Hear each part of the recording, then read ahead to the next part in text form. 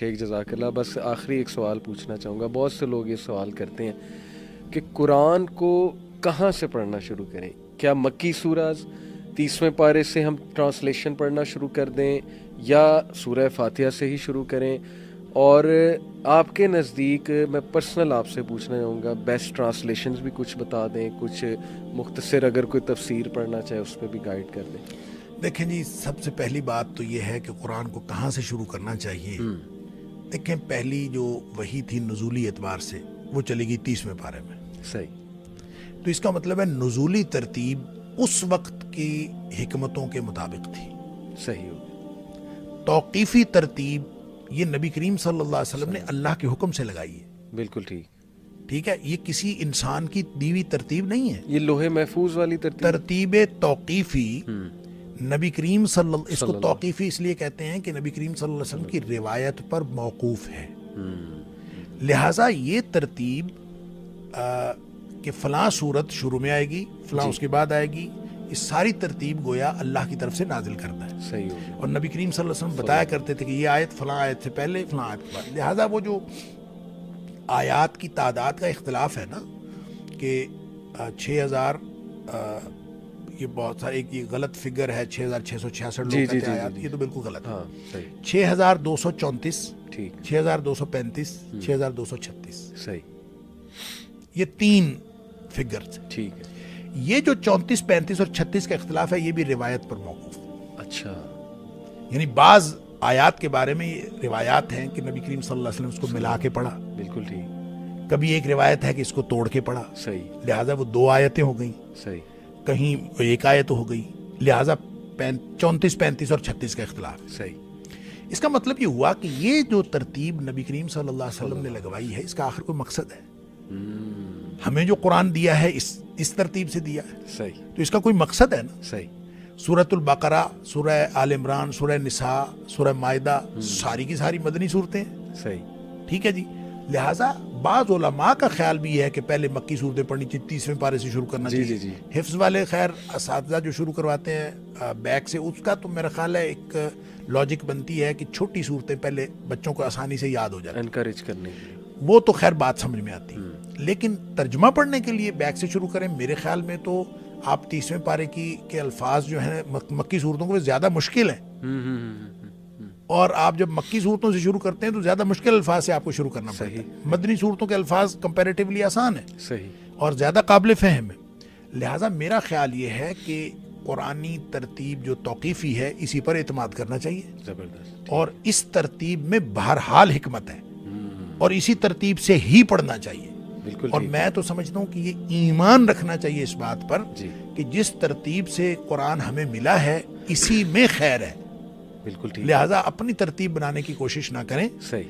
اور نہ ہی ترتیب نزولی پہ جانے کی کوشش کریں, بلکہ ترتیب توقیفی جس ترتیب سے ہمیں قرآن ملا ہے اسی سے شروع کریں. انشاءاللہ اسی میں برکتیں ہیں اور اسی میں خیر ہے. زبردست. رہ گئی بات وہ کہ اگرچہ اب بھی بہت سارے ترجمے, اب یہ لیٹسٹ جو قرآن پاک کا ترجمہ مختلف یہ کالجز میں, اسکولوں میں شروع ہوا ہے, اس میں بھی اب جو نصاب امپلیمنٹ کیا گیا ہے مجھے پتہ چلا ہے کہ اس میں بھی پچھلی صورتوں کو پہلے اور شروع والی صورتوں کو بعد میں.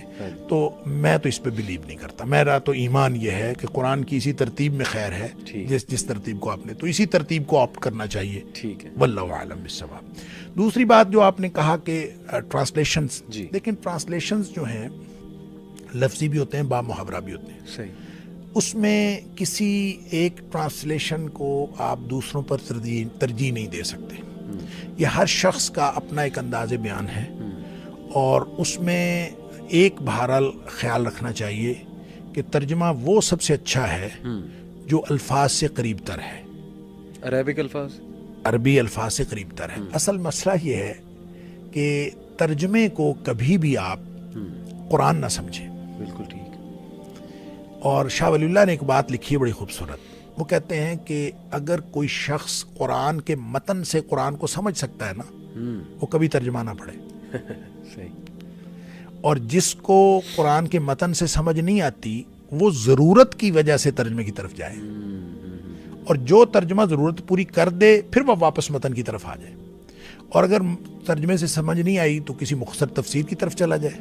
یہ تھوڑا سا سوری متن ایکسپلین کر دیں ہماری آڈینس. متن سے مراد قرآن کا کے الفاظ، قرآن کے الفاظ. قرآن کے الفاظ کے اگر وہ قریب رہے گا، جتنا قریب رہے گا اتنا وہ قرآن سے فیوز و برکات حاصل کرے گا. ٹھیک ہے. جتنا دور ہوتا جائے گا اتنا وہ قرآن کے فیوز و برکات سے دور ہوتا جائے گا. اب ظاہر ترجمہ پڑھتا ہے، پھر مختصر تفسیر ہے، پھر لمبی لمبی تفسیریں. جی ہاں. اچھا بڑی بڑی تفسیریں پڑھے، قرآن کے متن سے دور ہو جائے تو اس کو وہ فیوز و برکات حاصل نہیں ہو سکتی. صحیح. لہٰذا یہ ہم نے ترجمہ بھی پڑھنا ہے، ہم نے مختصر تفسیریں پڑھنی ہیں، بڑی تفسیریں پڑھنی. کیوں؟ صرف اپنی ضرورت کی. ہم اجمی ہیں، ہمیں سمجھ نہیں آتی تو ہم نے ضرورت کے تحت اس سے دور جانا ہے. ٹھیک. جو ہی سمجھ آ گئی تو واپس متن پہ آنا ہے. زبردست. اگر یہ رہیں گے، یہ رکھیں گے تو پھر ٹھیک ہے. باقی جو جہاں تک بات ہے ترجموں کی، تو ترجمے دیکھیں معانی القرآن دارالسلام سے چھپا ہے، لفظی ترجمہ بھی ہے، اس میں باب محاورہ بھی ہے، وہ بڑا اچھا ترجمہ ہے. اسی طرح سے ڈاکٹر فرحت ہاشمی کا ترجمہ ہے، حافظ نظر احمد کا ترجمہ ہے. اس کے علاوہ بھی دیکھیں ہمارے با محاورہ ترجموں میں بہت جو ایک معروف ترجمہ ہوا وہ فتح محمد جالندری کا، یہ جو سارے مکاتب فکر کے ہاں بڑا معروف رہا، اگرچہ اس کے اندر بھی بہت سارے لوگوں کو اعتراضات ہیں. دیکھیں ترجمے کے اعتراضات کبھی ختم نہیں ہو سکتے، ہر ترجمے میں آپ کو اعتراضات نکل آئیں گے. اس کی وجہ یہ ہے کہ ہر زبان کا اپنا ایک تقاضا ہوتا ہے. بالکل. اور جو عربی زبان کا تقاضا ہے اس کو آپ اردو زبان میں صحیح معنوں میں بیان کر ہی نہیں سکتے.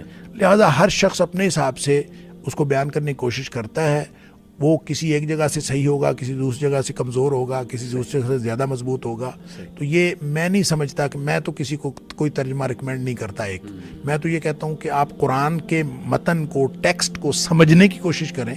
وہ آپ کو ایک ترجمے سے سمجھ آتا ہے یا دوسرے سے سمجھ آتا ہے یا چوتھے سے سمجھ آتا ہے، وہ ضرور پڑھیں. اور اگر وہاں سے نہیں سمجھ آتا تو پھر کوئی مختصر تفسیر پڑھیں. مختصر تفسیر سے اگر سمجھ آ جاتا ہے تو پھر واپس آ جائے ٹیکسٹ پہ، نہیں تو پھر آپ لمبی تفسیر پڑھ لیں، پھر واپس آ جائیں. جتنا زیادہ آپ قرآن کے ٹیکسٹ کے قریب رہیں گے تو بہتر یہ ہے کہ عربی سیکھیں. عربی سیکھ کے خود اس کو سوچ سمجھ کے پڑھنا شروع کریں. یہ زیادہ بہتر ہے بجائے اس کے کہ آپ ترجموں کے، اردو ترجموں کے اوپر کسی کے بھی ترجمے پہ اعتماد کرنے کی ضرورت نہیں ہے. خود عربی سیکھیں اور اس کو سوچ سمجھ کے پڑھنے کی کوشش کریں. انشاءاللہ اس میں زیادہ خیر و برکت. انشاءاللہ. جزاک اللہ خیر شیخ، بہت مزہ آیا. یقین کریں امید ہے کہ بہت سے کنسیپٹس لوگوں کے کلیئر بھی ہوں گے، اور بہت سی چیزیں کافی عرصے سے ڈسکشن چل رہی تھی تو آپ نے بڑے اچھے سے کلیریفائی کیا کمپریہنسولی. اللہ تعالیٰ آپ کے علم میں، عمل میں برکت ڈالیں. انشاءاللہ تعالیٰ آپ کو دعوت بھی دیتا رہوں گا. تو بہت بہت شکریہ شیخ. بارک اللہ فیک. السلام علیکم ورحمۃ اللہ وبرکاتہ. وعلیکم السلام.